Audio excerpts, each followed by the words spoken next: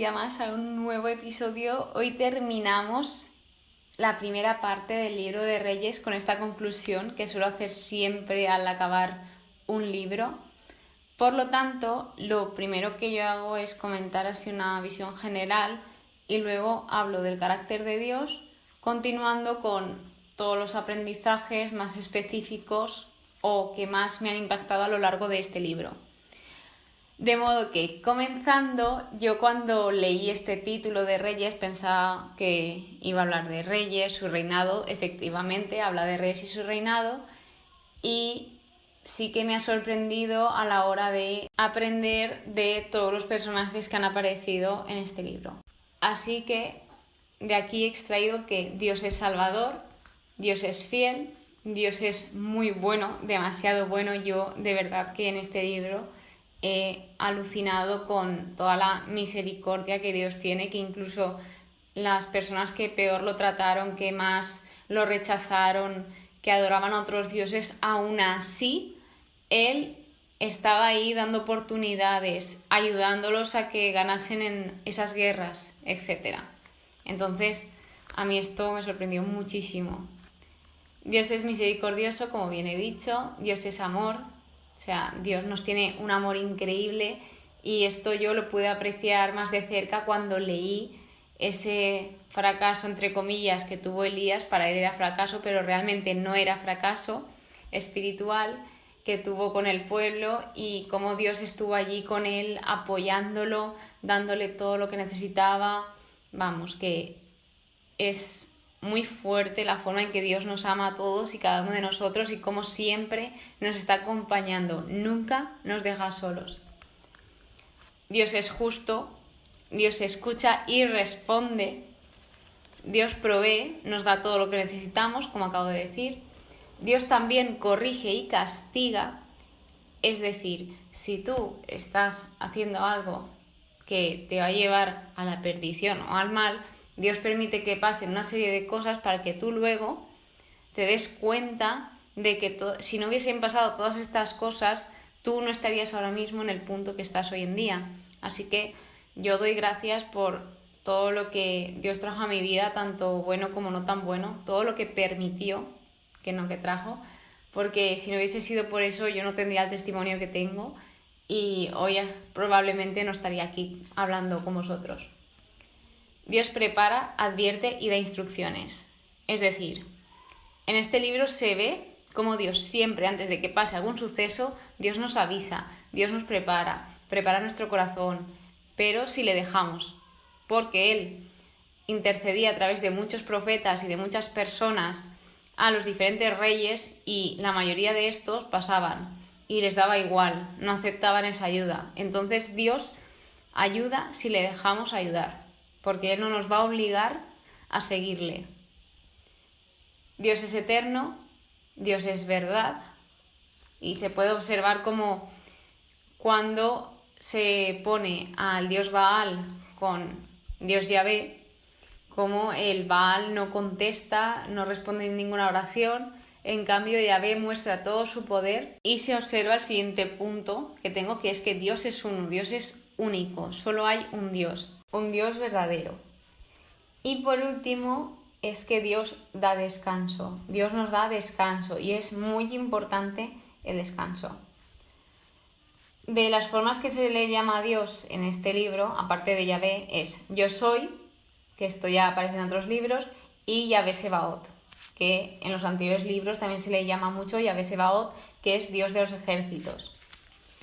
Y continuando con lo que ya he aprendido más a nivel personal, es la importancia del ejemplo. Yo, si tuviese que resumir este libro en un aprendizaje muy importante que se me ha quedado aquí en la cabeza, es el dar ejemplo. Sobre todo en este caso, el ejemplo de los padres. Vemos cómo los reyes se fijan en los pasos de los padres, y luego al final ellos acaban cometiendo los mismos hechos que han hecho sus padres. Como vemos, la mayoría que obran mal siguen obrando mal, y en el caso de Asa, su hijo obró como su padre, porque su padre dio buen ejemplo y actuaba rectamente conforme a la ley de Yahvé. Entonces el hijo, de ver eso, al final él acabó actuando así.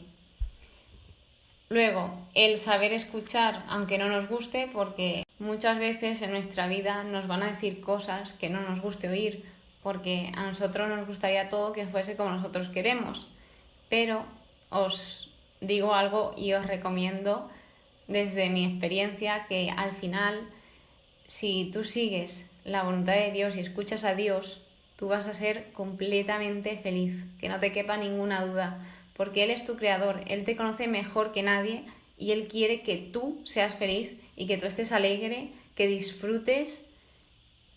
Por lo tanto, muchas veces creemos que una opción nos va a hacer feliz y a lo mejor esa opción nos hace que lleguemos a puntos muy bajos y estemos tristes. Por lo tanto, muy importante que escuchemos a Dios y si no tenemos aún esa relación con Dios o esa confianza con Dios, el pedírselo, porque Él está encantado de que tú le pidas escucharle. Además, en este libro se ven las consecuencias de la obediencia y la desobediencia hacia Dios.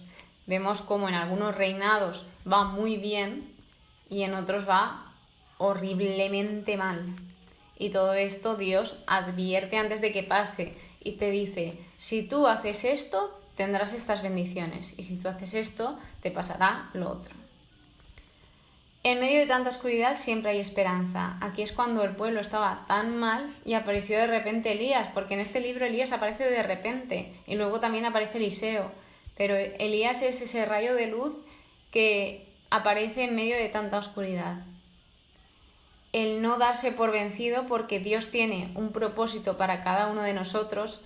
Esto lo extraje cuando yo estaba leyendo la parte de Elías, que Elías, después de demostrar que Dios, Yahvé, era el único y que era todopoderoso, vio como el pueblo seguía igual. Entonces él pensó que no había servido para nada todo lo que él había dicho o todo lo que él había ido predicando por ahí. Y sí que estaba haciendo efecto, lo que pasa es que él no lo estaba viendo porque estaba en un momento de depresión espiritual, por decirlo de alguna manera. Él pensaba que el que Dios manifestase de esa forma, que era el único, iba a hacer de repente convertirse a todos. Y no, la única persona que puede convertir es Dios y Dios sabe en qué momento convertir a cada uno.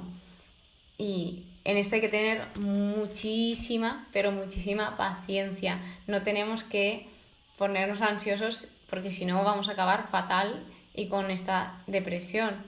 Entonces dejemos actuar a Dios. Si tienes alguna persona que quieres que se convierta, pues oremos todos por ella, porque yo soy la primera que digo, es que ojalá todo el mundo pudiese ver el amor de Dios porque es inmenso. Yo pensaba que a mí esto nunca me iba a pasar, que yo pensaba que ni iba a leer la Biblia y mírame ahora haciendo un podcast hablando a vosotros de todo lo que voy aprendiendo y en este camino, también con mis aciertos y mis errores, porque también soy persona, me equivoco.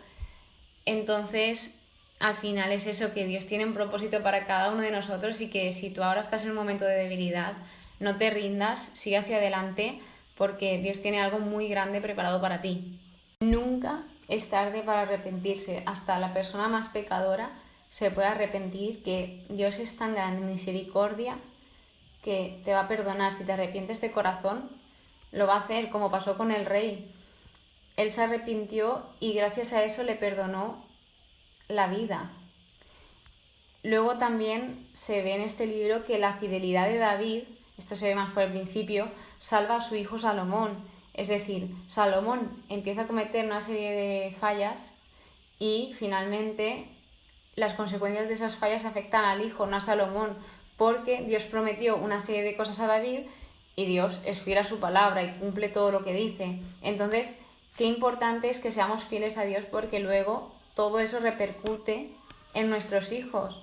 Todo lo que hagamos ahora va a repercutir en nuestro futuro.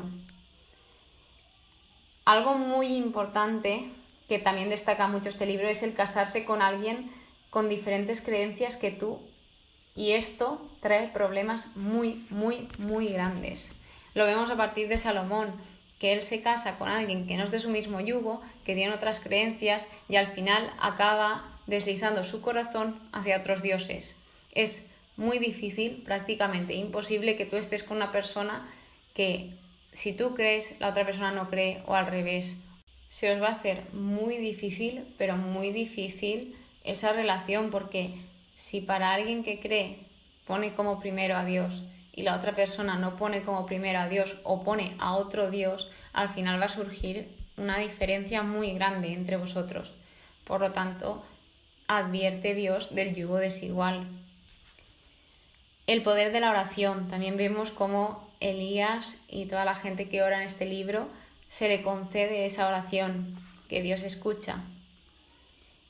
Y por último, vuelvo a hilarlo con esto del carácter de Dios, que Dios nos da descanso, es la importancia de descansar. Si nosotros no descansamos, al final es imposible darlo todo a los demás. Tienes que descansar para poder servir a los demás. Y eso ha sido todo por hoy, ha sido un poco resumido. Espero que os haya gustado, que hayáis aprendido, y ya en el siguiente episodio haremos una breve pausa de esta temporada porque viene la temporada número 4 y no sé si os lo esperáis o no, pero dejo una caja de preguntas a ver qué pensáis que es. A mí la verdad que lo dije en el anterior episodio, me hace mucha ilusión y tengo muchísimas ganas de compartirlo con vosotros. Muchísimas gracias por escucharme un día más y nos vemos en el siguiente episodio. Que Dios os bendiga.